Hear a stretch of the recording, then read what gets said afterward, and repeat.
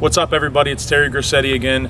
Thanks for tuning into our YouTube page. Today I have some ways that can almost guarantee you to get a scholarship if you're a good high school football player. This is for freshmen, sophomores, juniors, and upcoming seniors. The first thing you guys have to factor in when you're trying to play college sports, whether it's football, baseball, basketball, if you're a girl, it's irrelevant. You have to make sure that you have your academics in line. Okay, you have to make sure when you're in ninth grade, you're taking the right classes, you're getting good grades, because those same grades that you get in ninth grade equal the same as your senior year. Okay, it's all A's, B's, C's, D's, and S. Okay, you have to make sure that you have good grades, and you have to make sure you take your tests nice and early.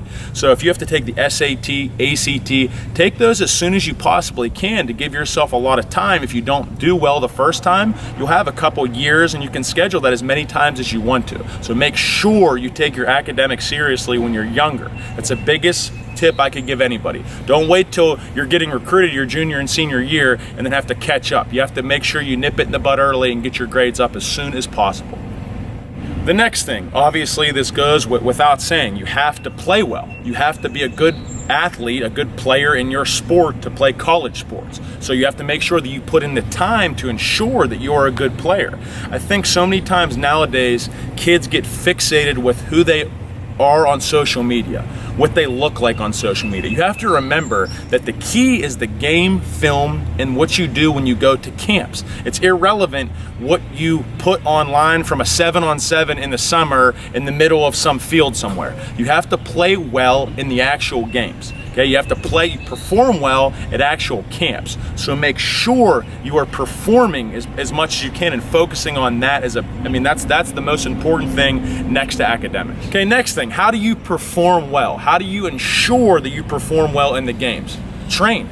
You have to make sure that you're playing your sport a ton, whatever your sport may be. You have to make sure you put the time in the weight room, on the field, position work. You have to make sure you seek out individuals that could potentially help you, trainers, different coaches, different summer camps. You have to hear from as many people as you possibly can. It's not that your high school coaches aren't good coaches, but the more people you can learn to be coached by, the chances are you're going to be a better athlete when you actually get to college. The next thing, and I referenced this earlier, you have to be aware of networking.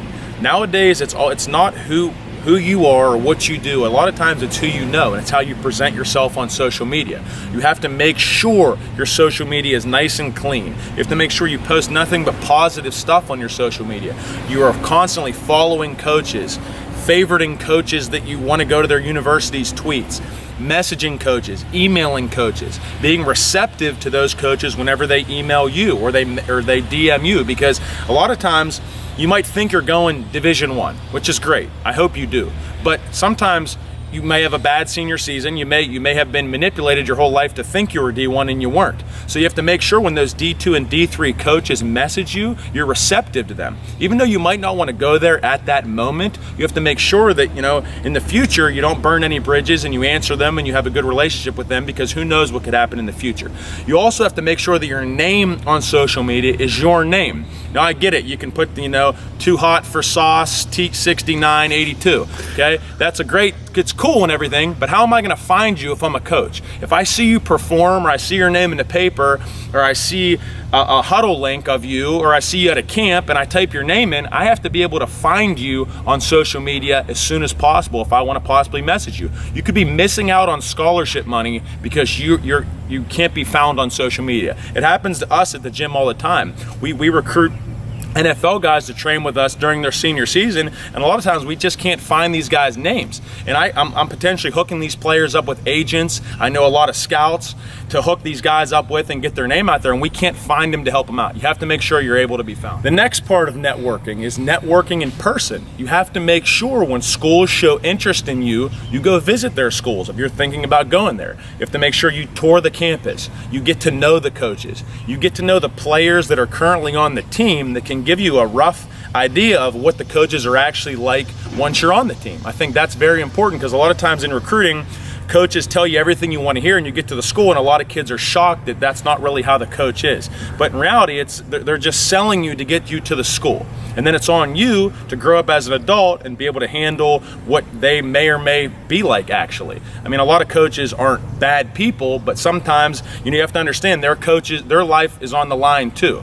If they're recruiting you, they have to bring the most out of you. And sometimes as a college coach, it's tough to know what kids respond to, so they're just gonna act how they act and try to pull the best out of you that way. And that's why it's important to get to know the coaches and, like I said, get to know the players on the team. The next thing is you have to make sure that when college coaches come to see you at the school, it happens a lot. You may be tired. First of all, you have to make sure you go to school every day. Every year, I swear, I have kids who get recruited D1 or D2, and they miss class and they miss opportunities to talk to college coaches. If you're actively getting recruited, you have to go to school. You never know who's going to stop in, who's going to be in the area, who's recruiting someone at a neighboring school that might want to just stop in and see if your school has any players. And if you're not there, you're potentially missing out on a scholarship. So you have to make sure when those coaches are there, you're receptive of them, you talk to them, you don't burn any bridges. Even if it's a school that you might not ever want to go to, you never know what it'd be like if you went on a visit. Once you talk to the players, and you might potentially want to go there. So don't burn any bridges and make sure that you're receptive to all coaches who recruit you, no matter what level it is. The last thing, you guys have to be extremely appreciative of the opportunity to get recruited. Across the country, there's athletes who want to play college sports. There's kids who just can't physically do it. There's kids who just aren't good, and they wish they had some of the talent some of you guys have. So be appreciative of any level coach talking to you. I can assure you that all levels of college sports are very, very good. If you go to a Division III school, you would be drastically surprised when you go to a football or a basketball practice. I'm the strength coach at Slippery Rock University. It's a Division II school in the PSAC.